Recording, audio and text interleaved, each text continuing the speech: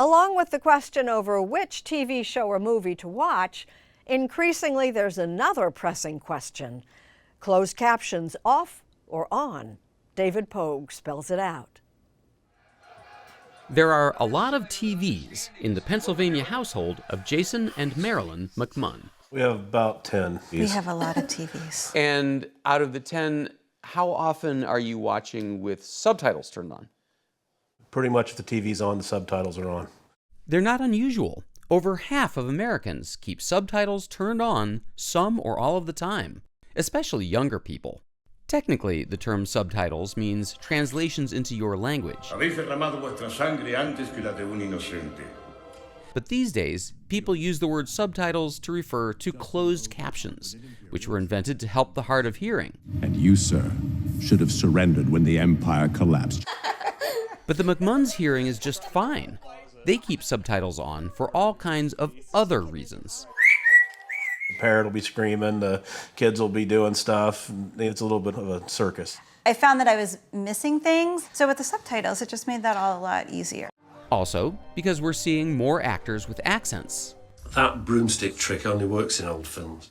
I'd like to watch some of the British mystery things, and sometimes they're hard to understand. And because thin TVs have thin speakers, usually firing out the back.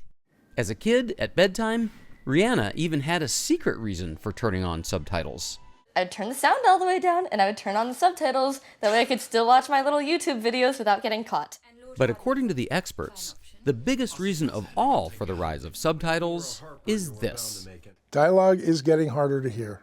Oscar winner Tom Fleischman has mixed the sound for some very famous movies.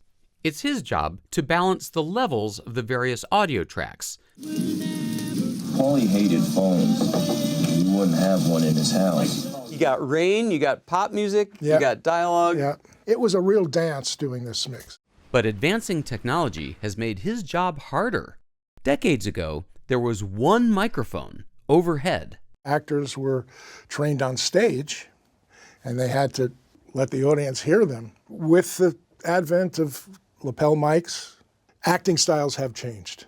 There's a lot of whispering. And, you know, when they talk like this. Kids are the only thing that matter, Maggie. You're the only reason for this old man-woman drama. Wait, what did he say? Kids are the only thing that matter, Maggie. You're the only reason for this old man-woman drama. The invention of digital sound recording didn't help either. Suddenly, we were able to run 200 tracks at once. A lot of layering, a lot of sound effects, a lot of music. It makes it harder to get the dialogue to read through it. Finally, in this era of too much TV, often there's too little time and money. You have to cut corners. You just can't spend enough time making sure every syllable is there in a word. But does it ever happen that you send the final mix off knowing in the back of your head, well, that one line, no one's going to get? Yeah. Really? Oh, yeah. Yeah. Happens a lot. Well, on behalf of the world, thank you for doing whatever you can do to make this stuff intelligible. I'm trying. Here we go. And then there's the Christopher Nolan problem. And action. The dialogue in the movies he directs is famously unintelligible. Whether it's Oppenheimer, Is calling to tell you the implosion test failed. Hello, Hans. Yes, he's here. Dunkirk, She's turning, you must have damaged them. Where's the Scott? or The Dark Knight. None is evil rising from where we try to bury it. Nolan has said he sometimes likes to use dialogue as a sound effect, so we get this. We're working our way back to the 14th, but without knowing where the dead drop is, there's only so much I can do. Streaming services like Netflix, Hulu, and Amazon Prime began adding captions to all their shows in the 2010s under pressure from the National Association of the Deaf. The subtitling profession got a huge boost. I like to watch an episode or a movie through at least once. As the playback is continuing, I'm typing the captions in, I'm typing the subtitles in, I'm adjusting timing. Jeff Toshige, through a subtitling contractor, writes the captions for Netflix shows like Stranger Things. His exuberant descriptions of sound effects have earned a cult following. Oh, tentacles undulating moistly, there it is, boom! This became a viral... Yeah, it definitely elicited some reactions. All right, so I'm going to try something. Sure. I would like you to close your eyes. Okay. And I'm going to make some weird noises. So, okay. And I want you to tell me what you would say. Okay. Okay? All right, so here's the first noise. Okay. Erratic clattering. That's good. Okay, here's your second cue. Okay. Furtive whickering. Furtive whickering! Woo, man! You are a poet. So now you know why the world's gone subtitle crazy. Because you're in a noisy place. Because you can't understand the actors. You wanted me to pass a tide of a... Because your speakers are terrible. Because there wasn't time or budget for proper sound mixing. Because the subtitles can add to the storytelling. Because the director was Christopher Nolan. And sometimes because you're hard of hearing. Is there a downside to having the subtitles on? Yeah, I just don't like the interference with the picture. If the subtitles are on, I find myself reading instead of watching and listening.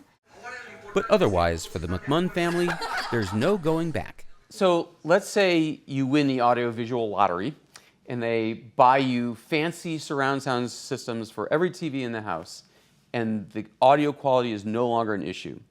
Do you think you would still turn the subtitles on? Yes, I would. I would. I don't think I could stop now.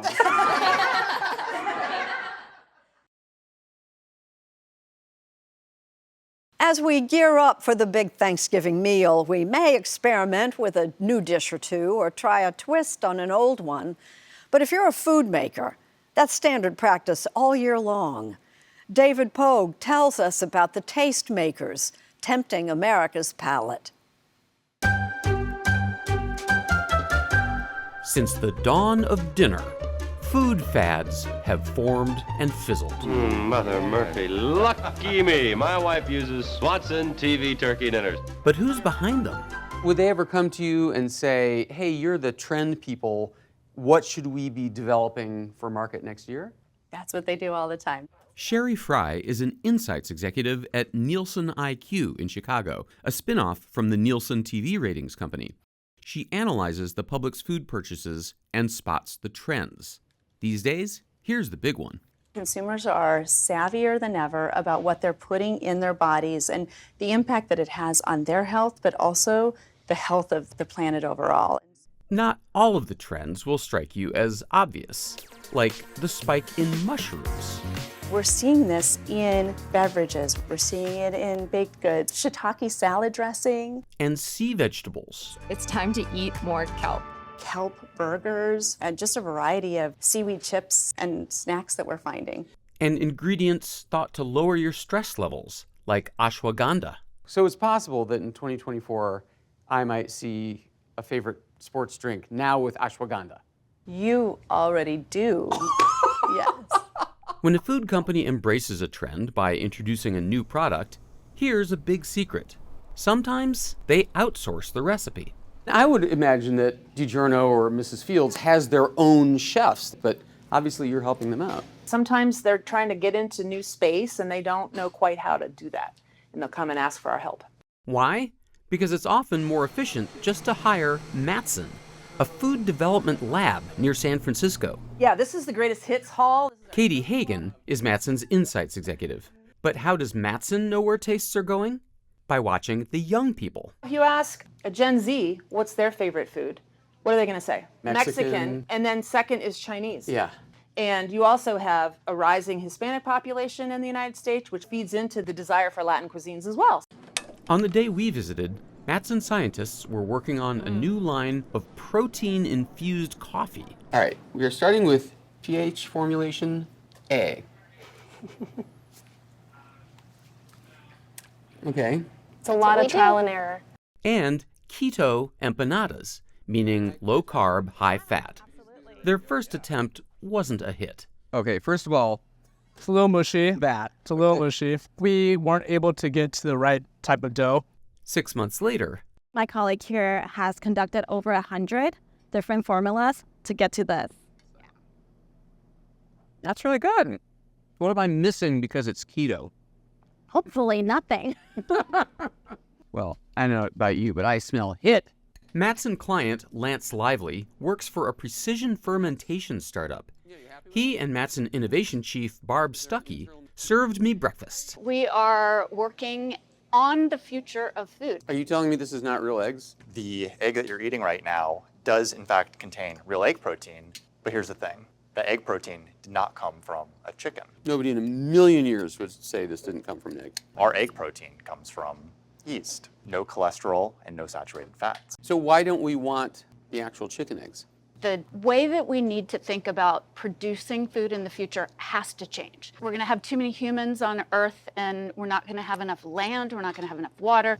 And so we're able to produce completely indistinguishable products at a fraction of the sustainability impact. The goal for a new product is awareness and memorability. That's what Campbell's soups are. Good. You know, good, memorable. Finally, before a new food can become a hit, it has to be advertised. We have our awards. Andrew Swinand is the CEO of Leo Burnett in Chicago, the agency behind some of history's most famous ad campaigns. They're great! Leo Burnett came up with their great From the valley of the Jolly, ho, ho, ho, Green Giant. Jolly Green Giant, so some of the most iconic characters in the industry. So let's say I've invented a new keto mushroom-based lemonade, and I want to hire you. Decades ago, you would do a TV ad and run it, and you'd be able to reach 50% of the US. Today, a lot of it is social. He means social media. These days, you have to generate buzz online. It can be difficult to navigate.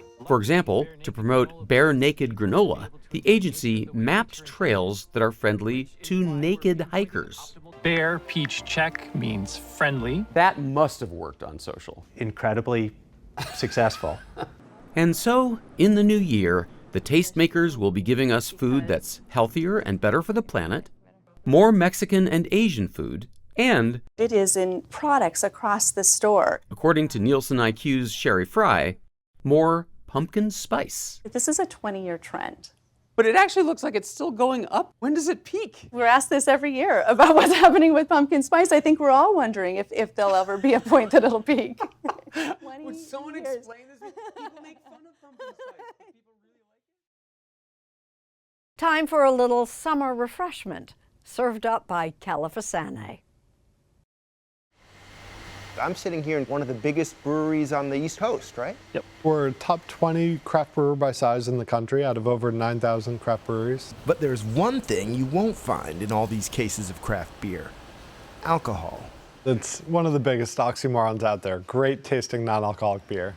Bill Schufelt and John Walker founded Athletic Brewing in Connecticut in 2017. Sales hit $37 million in 2021 and topped $60 million last year. John said, we're not launching commercially if this isn't indistinguishable, award-winning craft beer. Since 2016, non-alcoholic beer sales have increased more than 70%. 80% of our customers drink alcohol at other times during the week. Is this pretty similar to what a full alcohol brewery would be doing? 100%, all the same. What we do is traditional brewing through and through. We tweak a degree here, a degree there, but we wind up at a fully fermented product that is under 0.5%. This is not bad. Eric Asimov is the chief wine critic at the New York Times. We asked him to taste some of the latest non-alcoholic beverages, including an athletic beer. It's super hoppy. There's a lot of flavor in there. I thought you might hate this. No, I quite like it. Have you noticed in the last 5 or 10 years that there are more and better non-alcoholic drinks on the menu? Oh, absolutely. No good cocktail list nowadays is complete without at least a few selections. Do you think there's more room to grow? It's going to increase. Dry Januaries are a big thing. That's been extended to October. I'm worried it's going to take over the whole calendar.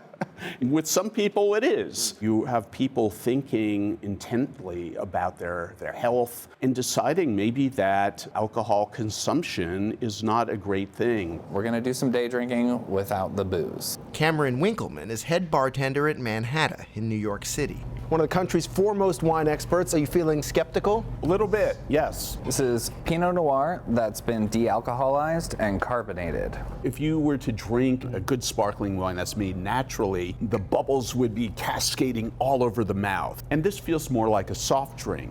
That's if you compare it to wine. If we're comparing it to other non-alcoholic wines, I think this is a really good effort. It's not overwhelmingly sweet. Alcohol is part of the natural process of making wine. Yeast transforms the sugar in the grape juice into alcohol and carbon dioxide. If you don't have alcohol, you're putting together parts that don't really have a unifying element. Asimov says some of his favorite non-alcoholic drinks are the ones that don't try to imitate wine. This is actually a gooseberry ferment. Wow.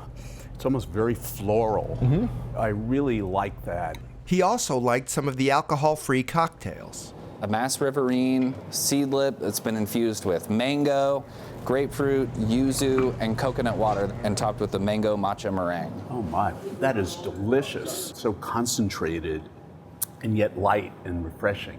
The growth in this market seems to be as an add-on, right? Not, I'm gonna give up cocktails and only drink mocktails. It's like, I don't want to have 4 cocktails, but maybe I could do 2 and 2. That's as I understand it. It's not my personal experience, I confess. What's your personal experience? I just drink less. But that's not really the American way. The American way is, let me figure out a way to consume even more. If I don't want an alcoholic beverage, my tendency, except for a cocktail, is to drink water. Water? Yeah. Now I've heard everything. I love water.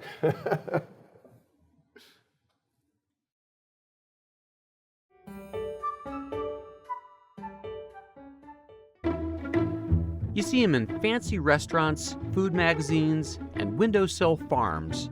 They're microgreens, barely sprouted seedlings.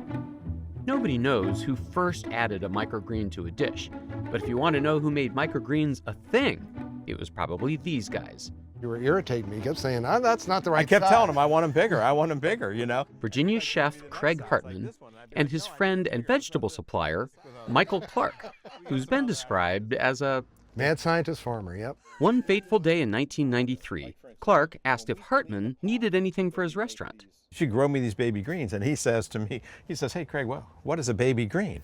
And I said, well, it's a lettuce. And they're small, they're babies.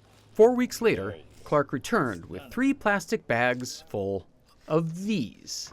I'm like, Mike, what the is this, you know? So I said, no, baby greens. They're about this long. And he's like, but Craig, this took me a whole greenhouse. 21 days, yeah. But anyway, I used them that night for my salad course. Hartman recreated that fateful salad for us. Microgreens, olive oil and balsamic vinegar, smoked duck. We put a few pieces of this gorgonzola dolce around. Oh my gosh. The first microgreen dish ever served. By pure coincidence, a writer for a national restaurant magazine was in attendance that night. And she's showing me her plate. She goes, what is this? And I said, it's the newest thing. We call them microgreens. You made that up on the spot? I made it up on the spot. Her article introduced chefs all across the country to microgreens. And you'll sell all this, right? Yep, this is all sold. And Clark's simple misunderstanding led him to start a full-grown organic microgreen business. We have micro cilantro. Imagine that on a taco. We have micro broccoli, which is... Of course, chefs had been cooking with bean sprouts and alfalfa sprouts since the 80s. But microgreens come from a later stage of plant growth and many more species. This is a red Russian kale. Have there been any experiments that didn't wind up tasting that great? Micro hay didn't work. The grass was just grass. Well, look what you've unleashed upon the world. Well, some people might not be happy about it. You know, some of the young chefs, they'll be like, these microgreens. Wait, why? Is there a downside? You're the guy that made us use tweezers. Thank you very much.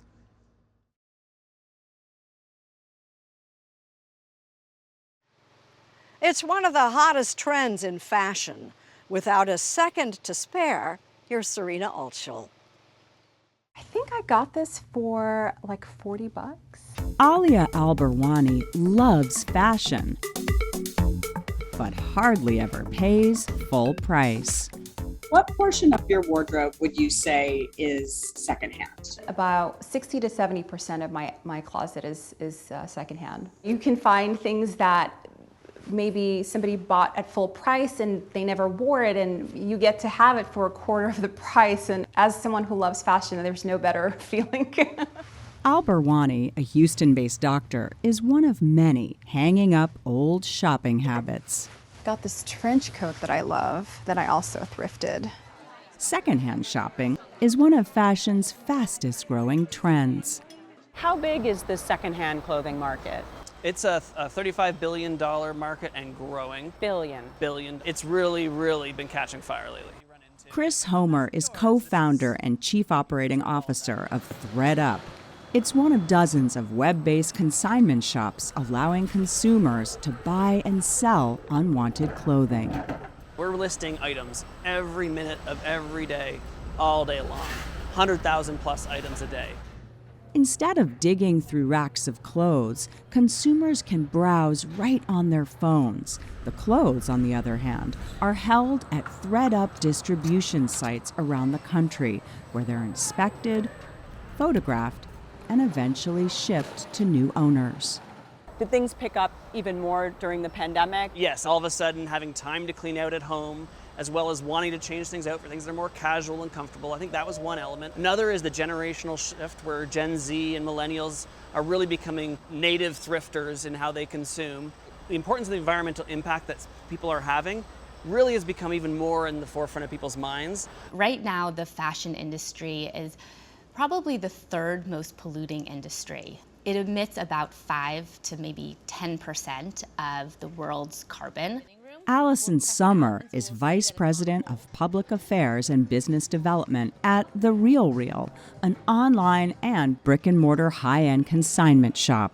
So if you had a magic wand and you could change something in the fashion industry today, what's the first thing you would do? Produce less. We have too many clothes. In fact, about 85% of clothing in the U.S., including donations, ends up in incinerators or landfills, mostly overseas. 95% of the items that hit a landfill could be reworn in their current form. So it's really just a problem of not necessarily knowing what else to do with an item that you're not using anymore. Summer says she hopes this inspires consumers to rethink their own shopping style. See you later. In a way, you guys broke the hardest part of the cycle, which is the stigma of clothes being bought a second time. It's cool to wear secondhand now. You're finding a beautiful item that you feel good in, that you got a great deal on, and that's helping the planet. Ah! Look at you, ready for a party. And what's more fashion forward than that?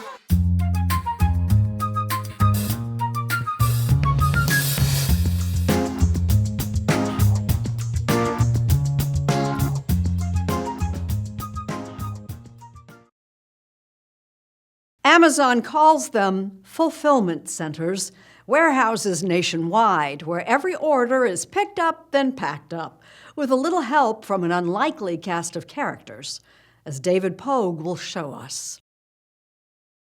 Last year, we spent $386 billion on stuff from Amazon. That's half of all our online spending. And the bigger Amazon gets, the more unwelcome attention it gets for its workplace conditions. Working for Amazon is a highly dangerous job, much more than working for its big box competitors. They deny us good working conditions. Especially from employees like Jennifer Bates, who testified before a Senate committee. My workday feels like a 9-hour intense workout every day, and they track our every move.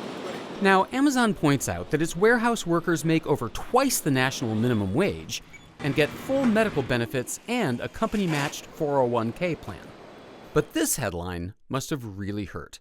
According to the government, Amazon workers were seriously injured about twice as often last year as employees in other warehouses. Safety is our top priority with our employees. So in 2020, we invested over $1 billion into safety and programs and processes around movement and ergonomics.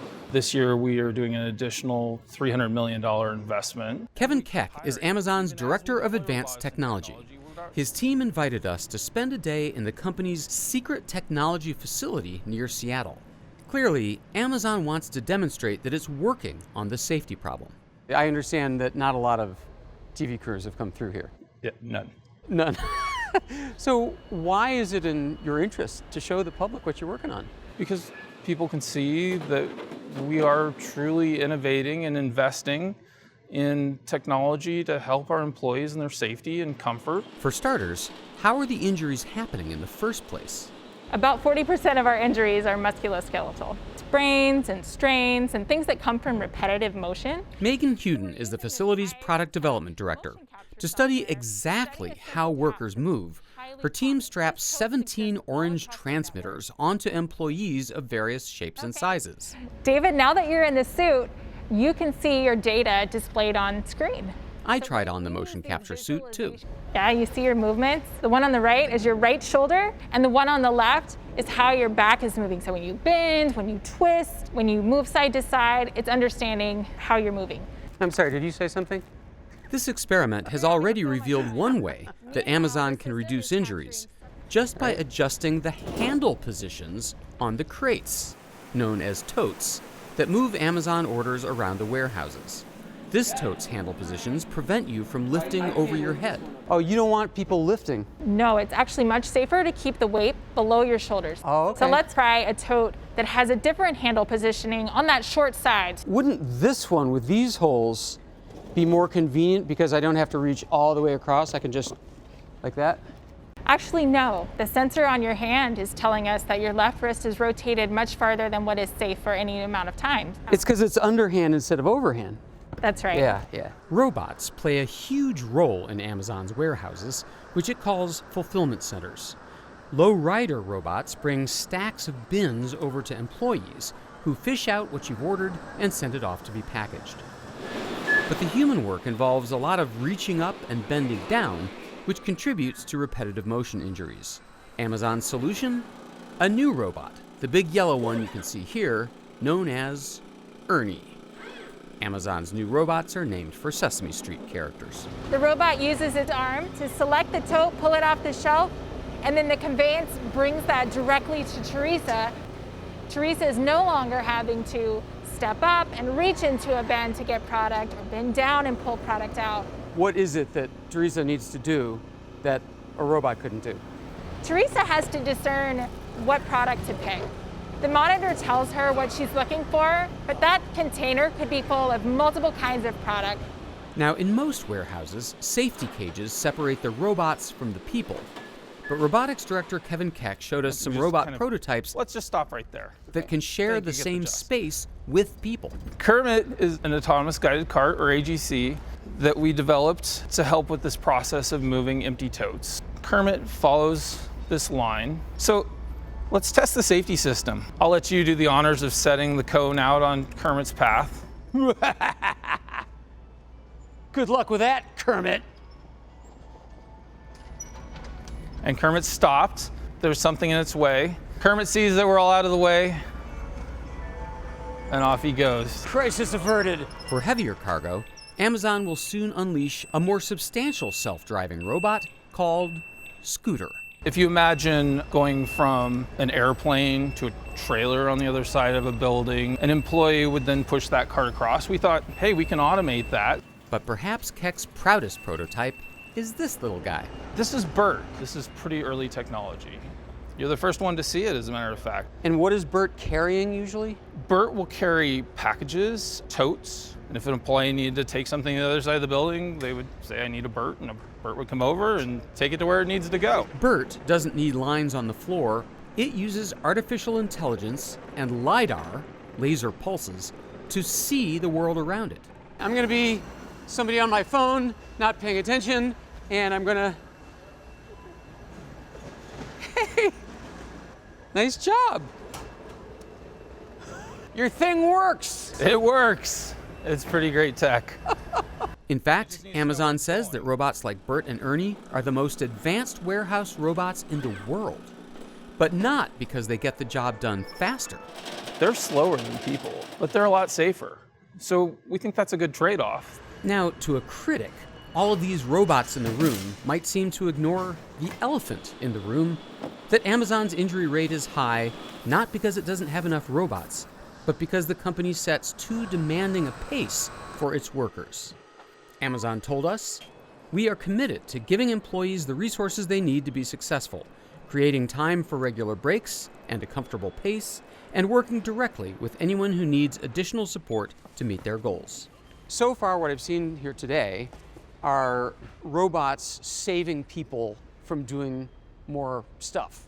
And is the end goal of that to get rid of the people entirely? Now, we approach automation and robotics around working together with people and helping people and benefiting them. Since 2012, when we started first deploying robotics broadly here at Amazon, we've put in 350,000 robots.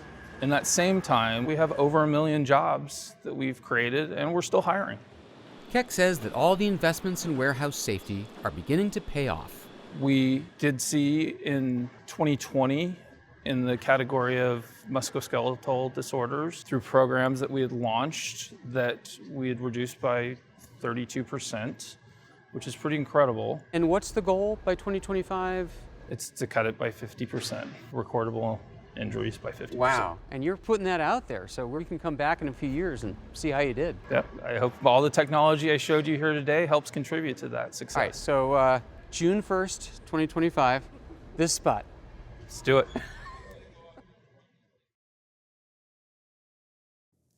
The old-time seltzer water business is bubbling over with new vitality, especially on days as hot as what most of the country is going through this weekend.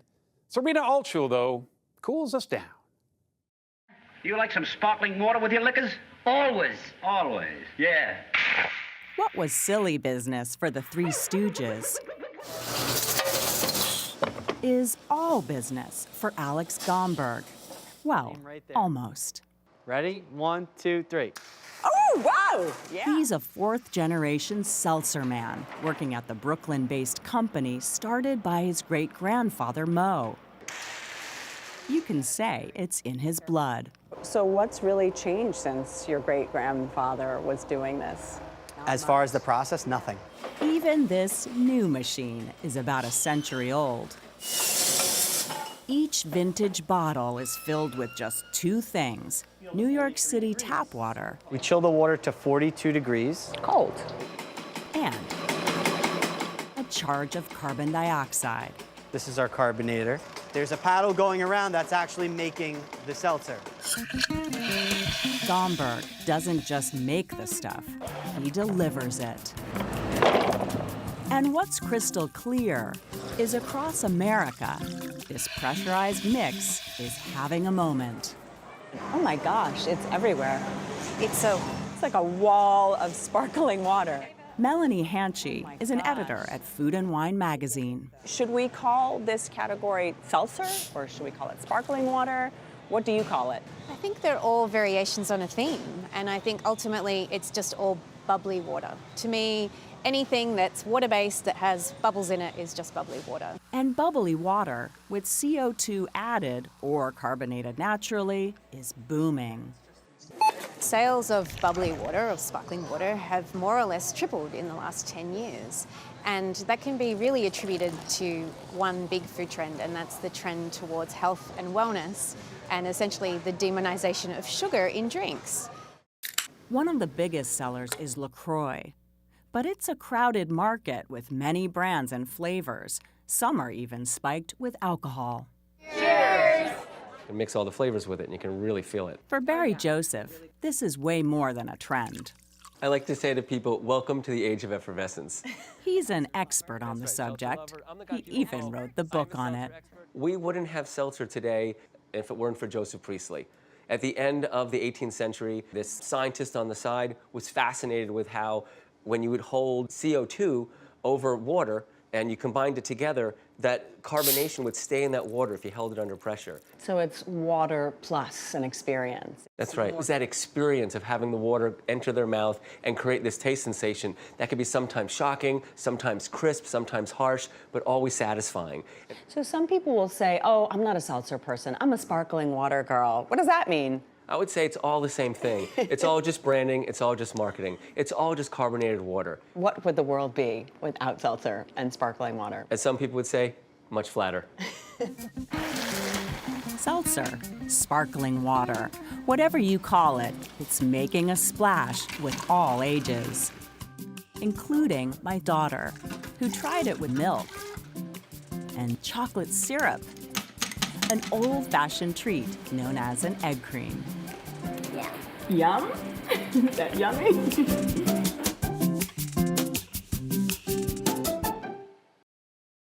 The words "take Friday off" may sound like a fantasy to some, but for a growing number of workers, those words are a summertime reality. Our cover story is reported by Connor Knighton. The hands on the office clock always seem to move a little slower on a Friday afternoon, especially during the summer. Outside, it's gorgeous, and the last place anyone wants to be is stuck inside an office, waiting for 5 p.m. to finally start the weekend. But this summer, graphic designer Jim Dessard will be kicking things off a little early. He'll be spending every other Friday at his summer home in Maryland tinkering in his garage, building clocks instead of watching one. I'd love to be in my studio. It's, borrowed time, if you will. It's, I don't owe the office any more time that week. I don't owe my family, my friends. I can just go in my studio and create and just be me. Dessard's not playing hooky. He is encouraged to take the day off by Washington, D.C. architecture firm HOK. After working slightly longer hours Monday through Thursday, Dessard can take advantage of an increasingly popular perk, a Summer Friday. Summer Friday is when companies let their employees leave early on Fridays during the summer. We've just seen a huge increase in the number of companies that are offering it. Brian Kropp is HR practice leader at research firm Gartner. Last year, they surveyed Fortune 1000 companies and found that 42% offer some type of Summer Friday, up from 21% just 2 years prior. The companies that have made the decision to give this benefit are giving it every summer because they see it's valuable. From Memorial Day to Labor Day, L'Oreal's headquarters shuts down at 1:30 p.m. sharp. The beauty company has been allowing its New York City employees to beat the weekend rush out of the city for the past 2 decades. It's a tradition that's thought to have started with Manhattan advertising and publishing firms back in the 1960s. But now, employers all across the country, everyone from Nike in Oregon to Mercury Marine in Wisconsin, have started offering a version of the perk. And it is not just out of the goodness of their hearts. What they found is by giving their employees a little bit of time back and giving them that gift of time, they like their employer much more. They actually become much more loyal, they work harder, they're more committed to their organization, and it really shows that their employer cares about them and wants them to have a great work-life balance. The worker bees in Erica Thumb's colony need tending to, and it's a chore this landscape architect is only able to accomplish on her occasional Fridays off. I'm gonna take that day to weed the garden and check on the hives, see how the queens are doing, and pull some of the honey frames and do some extracting. Her hobby is honey. When she's back at the office in D.C., she sits a few desks away from colleague Oliver Vranish, who uses his bonus hours to hang out with his little sister. What's this one? A banana. Bananas. One Friday at a time, he's been writing a children's book for her. And right about now, I'm sure many of you have started writing a "Why don't we get Summer Fridays off" email to your bosses, and that's kind of the point. I assume you have friends at other companies, other industries who don't have this perk. Oh yeah, I like to just brag it in their face all the time if I can. Take a peek on Instagram and Twitter on Friday afternoons, and you'll see happy employees gloating about their bonus hours. It's a perk that can be used as a recruiting tool. The big idea here is that work-life balance has become so much more important for employees nowadays. It's one of the biggest reasons why people join one company. It's one of the biggest reasons why they quit their current company. Happy Friday! Perhaps no company loves Fridays more than TGI Fridays. This is what the Dallas headquarters of the restaurant chain looks like starting at 2 p.m. on any Friday, no matter what season it is. It's invaluable time. It's all year long, every Friday. I think we've started calling it Endless Fridays now. Caroline Masulo, in addition to being the resident DJ, is also a vice president at the company. After an hour of cocktails, everyone, including the CEO, heads out the door. Out on the lake, Masulo's able to get a head start on the weekend with her family. If it was a Wednesday afternoon at this time, where would you be? At work.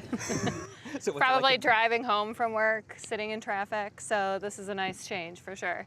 Since Friday afternoons are typically the most unproductive part of the week, giving this time off doesn't necessarily cost companies that much. But the return can be priceless. I think it's less about the 3 hours of time and more so, at least for me, it says something about this brand and the way that they value individuals' personal time. So you want all of them? It's worth noting, this is a perk mostly reserved for white-collar workers. The staff at TGI Fridays restaurants certainly don't get the afternoon off. No matter how popular this perk becomes, there are some jobs where you simply can't take off on a Friday afternoon. Recording track, take 3. Especially not if you work on a show that airs on Sunday mornings.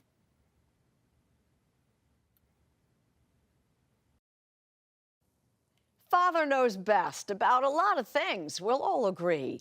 But fashion? Really? To which Mo Rocca says, yes, really. You may not think of Balenciaga as your father's fashion house, and no, your father probably has no idea what a fashion house is. But at the Spanish luxury brand's most recent annual show, the dad look dominated. No skinny jeans here. Instead, the runway was awash in washed-out denim, oversized jackets, and Hawaiian prints, with a couple of kids to complete the ensemble. Dad style is kind of what we've called it. Max Berlinger wrote about this sexy, unsexy trend for the New York Times. A few years ago, we talked about dad bod. I think dad style is kind of that natural progression of taking what a kind of red-blooded American dad represents and adopting that and making it popular and cool.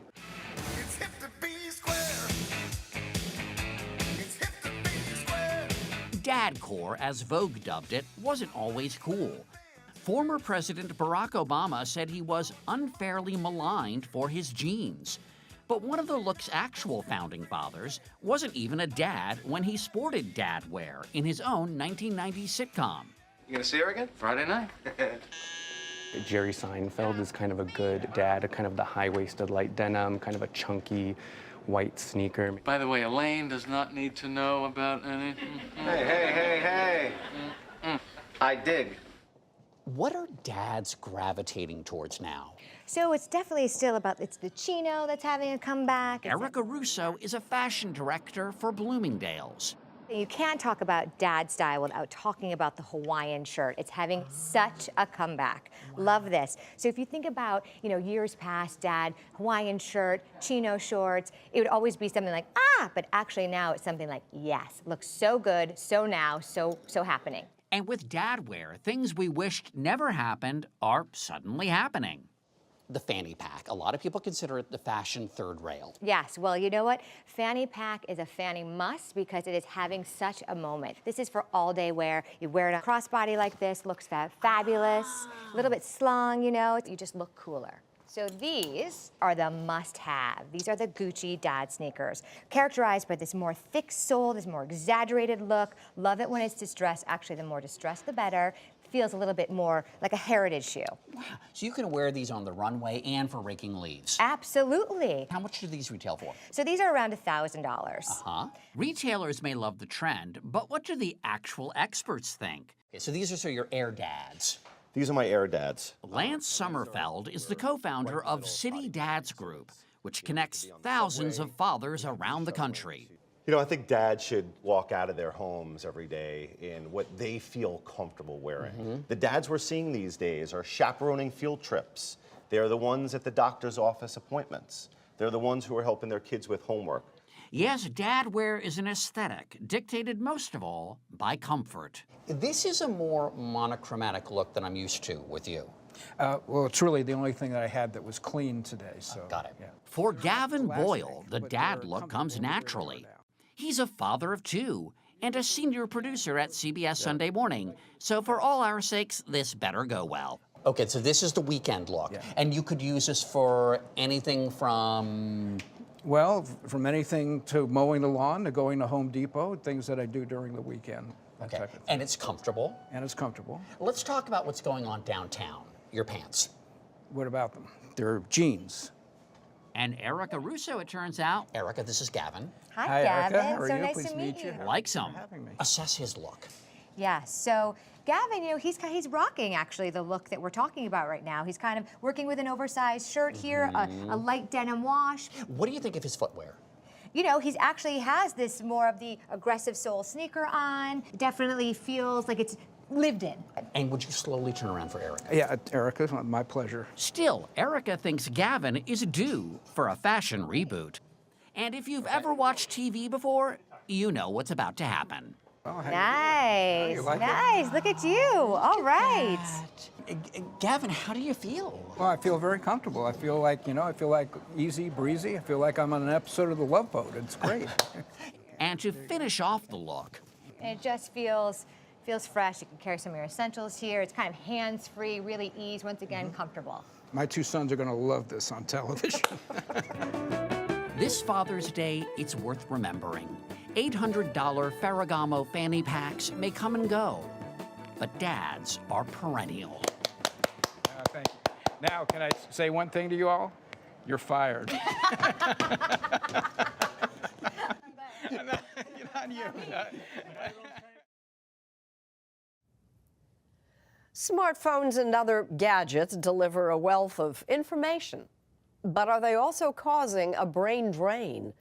Our cover story is reported by Sunday Morning senior contributor Ted Koppel.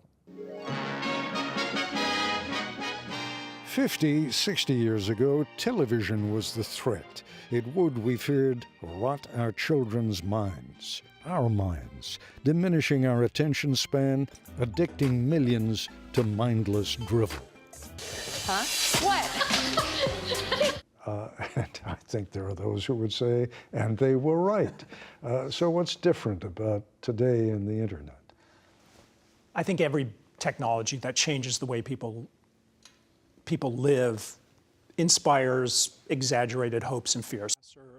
Technology critic Nicholas Carr has spent most of the past decade worrying and warning about the dangers of social media and the internet, posing the famous question, is Google making us stupid?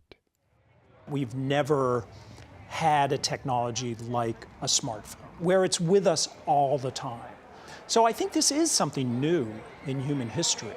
And I think we're starting to see the science, behavioral science, sociological science, that is pointing to how deeply this technology is affecting us because we're using it so intensely.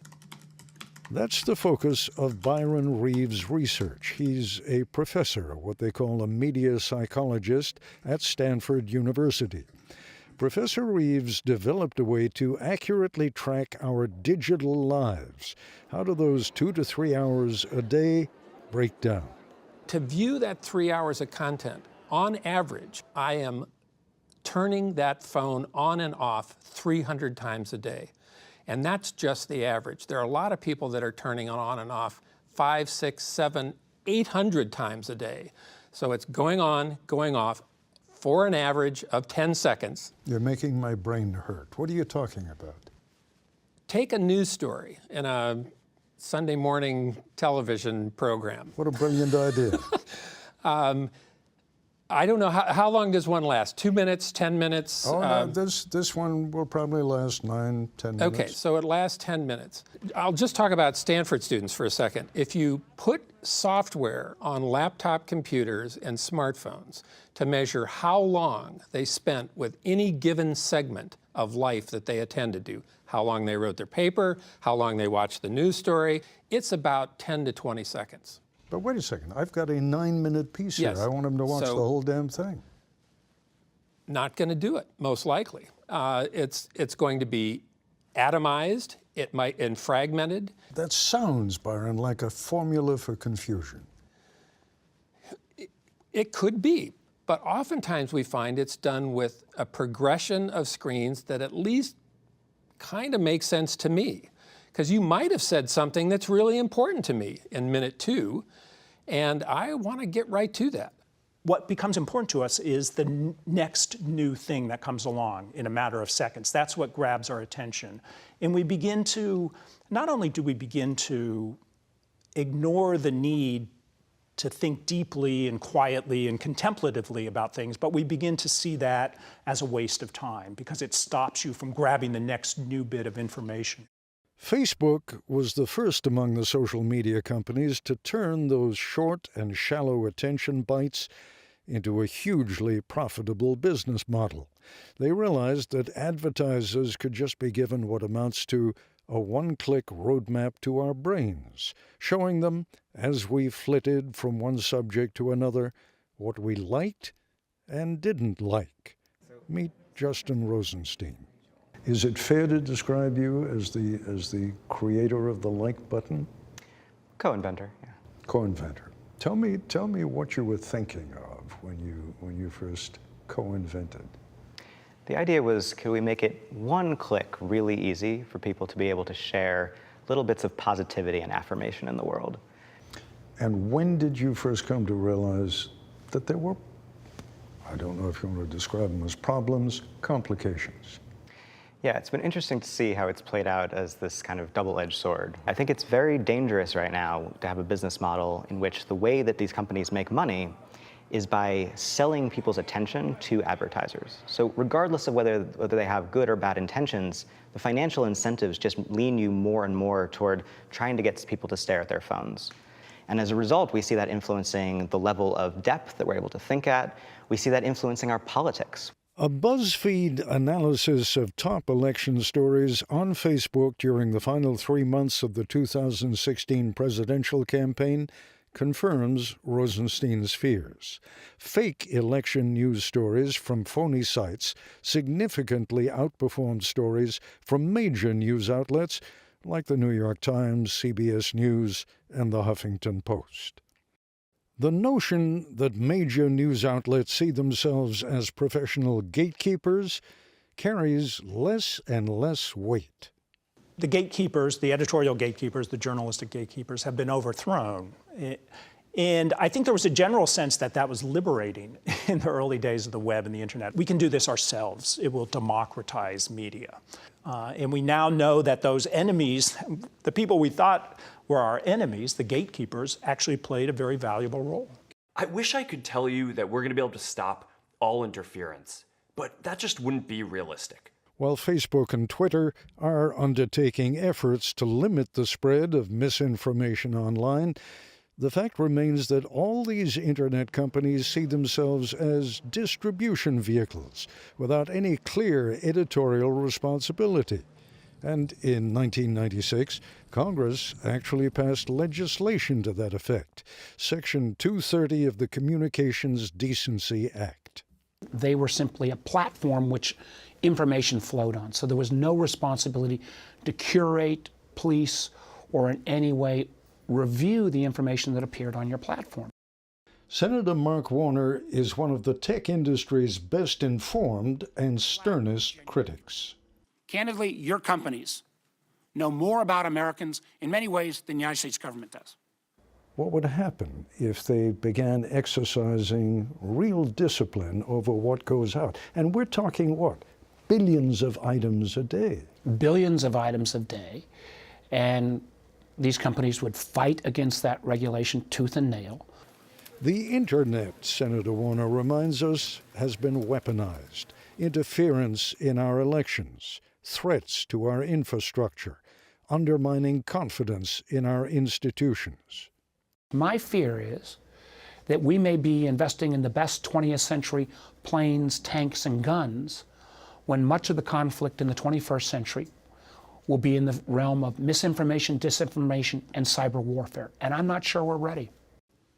I think ultimately that's the question, is whether as a public we have the kind of sense of our democratic future to make hard choices about what we pay attention to, how we think about things, or whether we let the devices in the social media determine that for us. You don't seriously think that we have that kind of discipline, do you?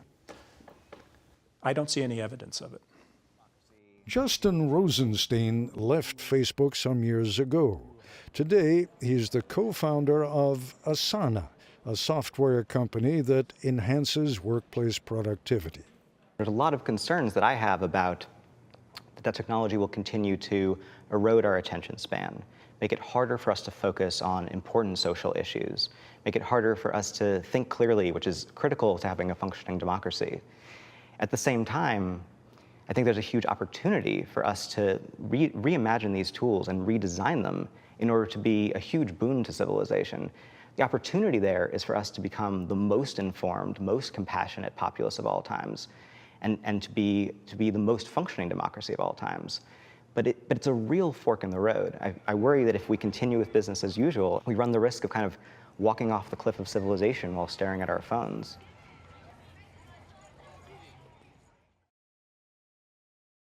We kid you not. Pygmy goats like Peggy here are the hottest thing in yoga, as our Luke Burbank found out. It's a typical Sunday at Laughing Frog Yoga Studio in Santa Monica, California. Yoga enthusiasts are lined up, mats in hand, ready to go. Perfect. All right, you guys are good to go. But this particular class can't start until 2 of its most adorable participants show up. Come on, guys. Come on. Floyd and Roscoe. You ready? Want to go do some yoga? They're really funny creatures. They're affectionate. They're social. Hi, goat. But the thing that is really neat about goats is that they seem to bring out the best in people.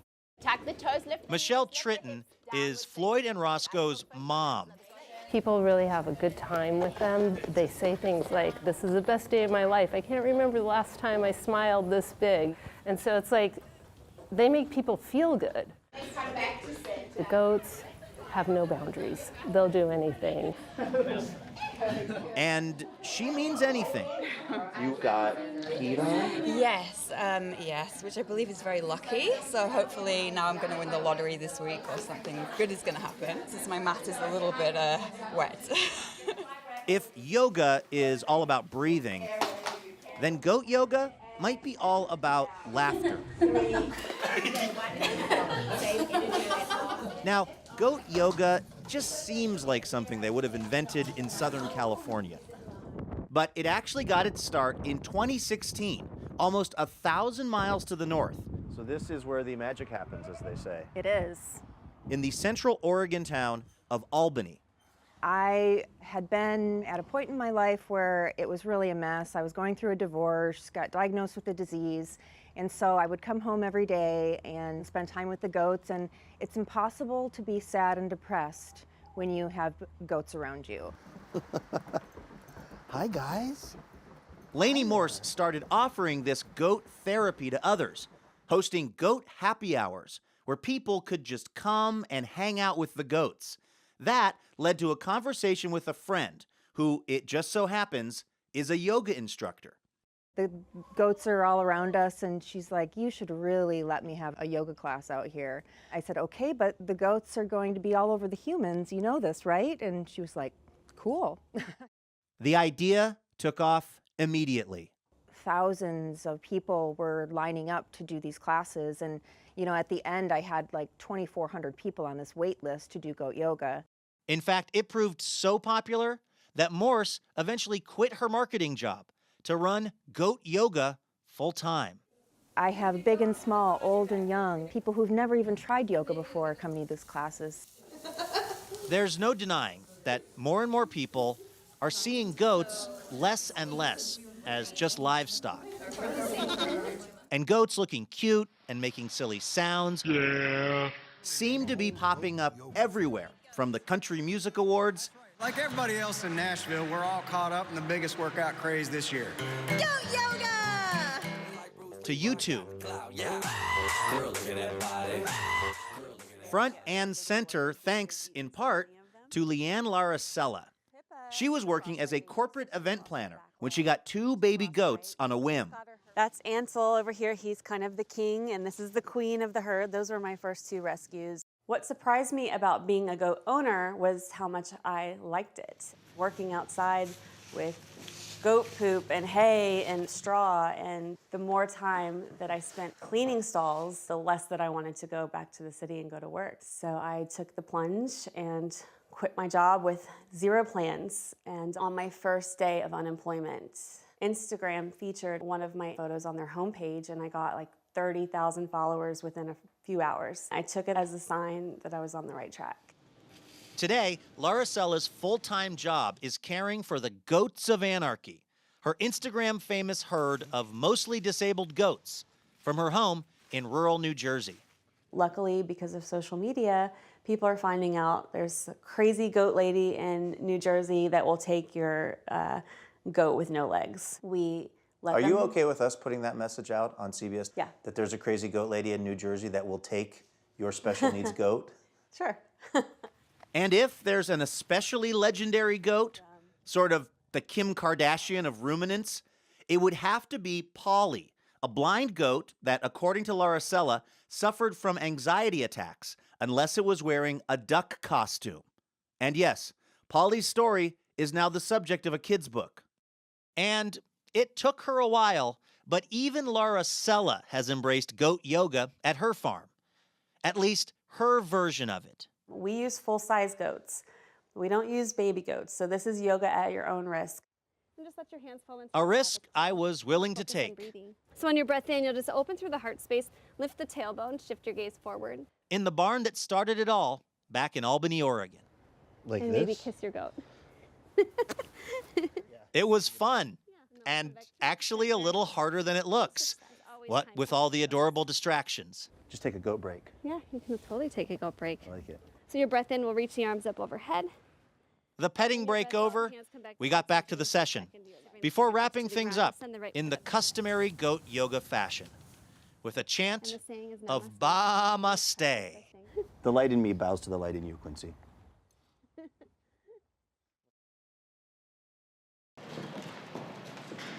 Once upon a time, there was Casual Friday. Now it's more like casual 24/7 in cities and suburbs, coast to coast, for both men and women. You see it not just on the street, but in offices. If a billionaire CEO like Mark Zuckerberg can wear his hoodie to work, why can't everybody else dress down? Except now it's about more than wearing jeans or something resembling pajamas. It's about workout clothes that have grown up. There's a name for her look, besides gorgeous. Athleisure. With or without a body like Beyoncé's, in or out of the gym, Americans, American women especially, have made it the hottest thing in the apparel industry. As goes Beyoncé, so goes, I would say, any number of trends. That's going to be an image-driven story. So Robbie Myers is editor-in-chief of Elle, which put Beyoncé wearing her own athleisure clothing brand on its May cover. Being athletic and going to yoga or whatever it is that you do is actually a real part of these women's lives. And they like the way they look, they like the way they feel. What about the people who never go near a gym but wear athleisure? The idea that Americans want to be comfortable no matter what they do certainly, has permeated the culture. Where did it all begin? Myers has a theory.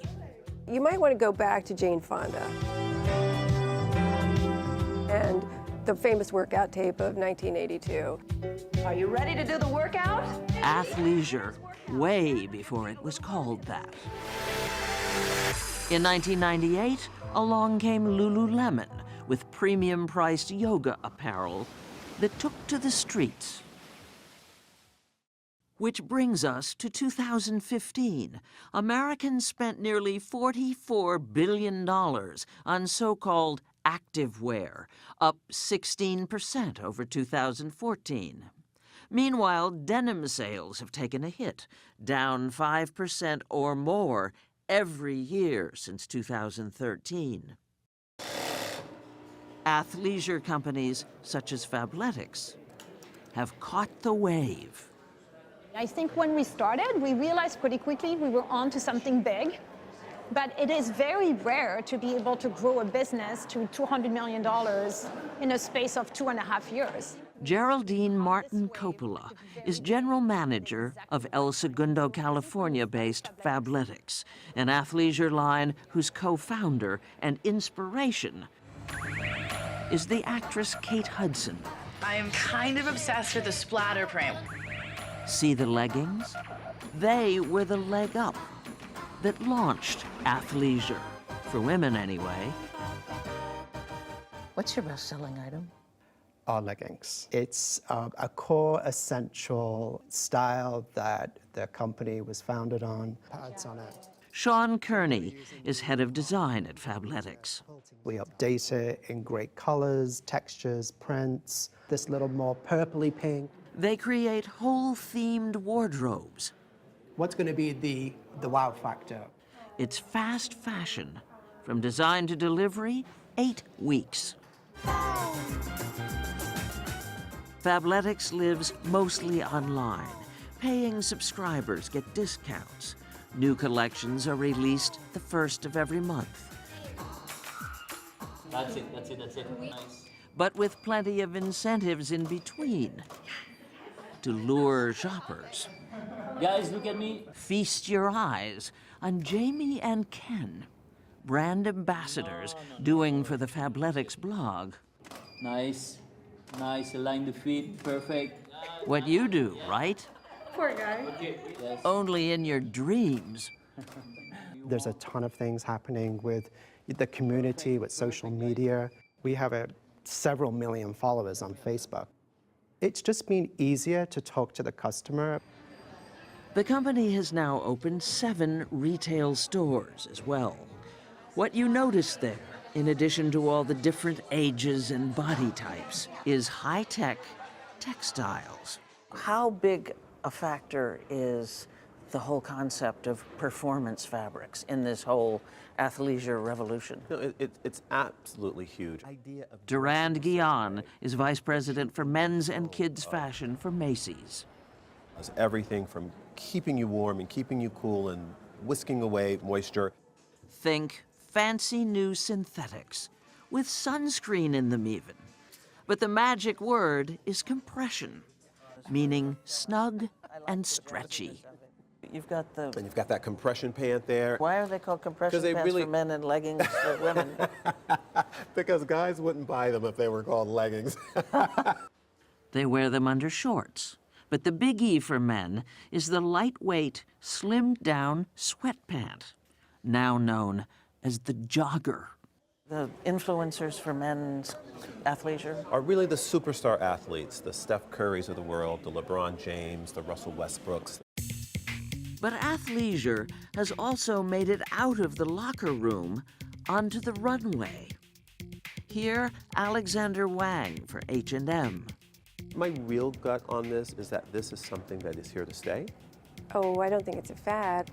Totally not a fad by any means. It's a complete lifestyle shift. So, athleisure for all? You were talking about leggings, Right. so, I mean... Absolutely. I'm in.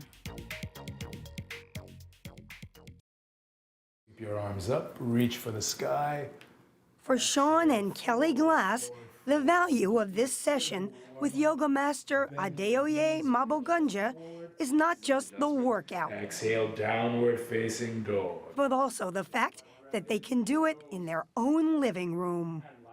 30 minutes to go wherever you're gonna go and get ready, and then it's an hour workout, and then it's a rush to get home and change and shower. Take dancer's pose. And for $85, what they say they'd spend for a similar session at a studio, they booked it with just a couple of clicks on an app called Volux, a fledgling on-demand service in Washington, D.C. Clients set up accounts and then book fitness and beauty services, knowing that anyone sent to their home has undergone a careful background check. You know, if somebody said, oh, that's just a service for rich people, what's your reply to that? We have clients who are teachers. We have clients who are legal assistants. And you know what? Some people will just get it for a special occasion. A happy heart. In fact, founder Susanna Quinn, a mom and former realtor, says that though Velux is still in its startup phase, when word got out, she was deluged with requests from both would-be clients and job applicants. People want convenience and they want flexibility. It's freedom. Call it the Uber effect for the pioneering app that matches people who have cars and time with people who need rides quickly, usually at or below taxi prices. What Uber did was appeal to that need for immediate transit. Ray Wong, CEO of Constellation Research, has written a new book on digital business. People want things now, they want it at the moment. We've trained customers to be impulsive. And the fact that mobile technologies, everyone's got a phone, right? I think the average individual is no further than 3 feet from their phone throughout the day. So everybody's getting into the act. Someone wants you to give them a ride. At last. In a recent Simpsons episode, Marge joined one of Uber's competitors. Faster. Slower. Harder pull. And these hungry teenagers made an app just for pizza. Push for pizza. Yippee! It seems you can get almost anything else you crave. I could start my day by getting Fetch Coffee to bring me my favorite brew. I can even ask for skim milk, and they say they'll be here in an hour. Wow. Soon, Tony Chen, who's starting the service in parts of D.C., showed up with a latte for $3 over the store price. Perfect. Thank you. Then we summoned TaskRabbit for some handiwork. Not the ones here, but the ones that are actually out over the stairs. Okay. Like changing a hard-to-reach light bulb and taking some books to Goodwill.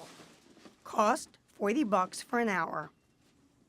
All right, and I got it all in here. And finally, for less than I pay where I usually have to take my laundry, a Washio driver came to get it. Actually, she's called a ninja. We like to kind of like fly under the radar and make your life as simple and easy as possible. Of course, if you're in San Francisco needing a dose of medical marijuana, just hit the Ease app. But the jobs in this new on-demand economy are not for workers seeking security and advancement. This is an opportunity for people to have work, to get a job that they might not have been able to do. On the other hand, what happens if they don't have a safety net? And that's a societal question that has to be answered. Still, the TaskRabbit is out of the hat, and we're likely to see many more services that we can summon with a touch of a button. This center screw press for squeezing apples into cider was made in Harlem more than a century ago. Modern-day artisans are still making cider, hardcore cider, you might call it. Faith Saley tells us all about it. In New York's Hudson Valley, Andy Brennan is making cider one apple at a time. Brennan and his wife Polly own Aaron Burr Cidery, a mom-and-pop operation that has the finest restaurants in Manhattan, 90 miles south, lining up for bottles of the hard stuff. So this is where it all begins? This is where it begins. Using apples he's grown, bought, or foraged from abandoned trees, Brennan's process is remarkably simple. Grind the apples, then squeeze out the juice. You just throw it all in? Yeah, every bit of the apple. Can I touch it? Sure, yeah. In fact, it's... feels like paper mache. Yeah. The juice is stored for 6 months to 1 year to ferment and turn into what Americans call hard cider. The sweeter the apple, the higher the alcohol level. That'll ferment out somewhere around 7.5%. About the same as a strong beer. Brennan's way of making cider is an ode to the past. Our founding forefathers, Thomas Jefferson, John Adams, George Washington, they were accomplished orchardists Cider expert David Flaherty is with Washington State Wine. They're pressing their own apples, fermenting their own cider. The presidents carried on a cider-making tradition that started centuries earlier in Europe. With apples aplenty, cider was more readily available than clean drinking water. Cider, sweet as apple cider. But by the 1920s, nearly all of the cider apples were gone. Before Prohibition hit, there were teetotalers that were going around and literally cutting down orchards by the thousands. And it's only today, 75 to 100 years later, that we're getting back into it. Would you say we're in a cider renaissance? This is cider's return. Cider's the fastest growing alcoholic beverage in America. As to the core of the appeal, Cider is kind of a bridge between wine and beer. Go ahead and try that one. Ooh, even the smell is funky. Oh, yeah. at the Queen's Kickshaw in New York City, self-styled Palmolier, Ben Sandler and his wife Jen Lim, I like to think that there's a cider for everyone. serve more than 30 different ciders. Cider is becoming cool. It's becoming so cool, the couple is opening a cider-only bar, naturally, on Orchard Street. Do you think there's something sentimental about drinking cider? I mean, all kids love apple juice, right? Is this like a grown-up juice box? You said it best. That's exactly what it is. And Sandler says one of the best ciders he sells comes from Andy Brennan's Upstate Cidery. The cider that they make is delicious. It's phenomenal. And they put in a lot of care. Indeed. Making apple cider the same way our forefathers did takes a lot of patience. Cheers. But for Brennan, the art of bringing back a forgotten drink That is so good. Yeah, it's pretty good. is as sweet as can be. It's the perfect temperature, too.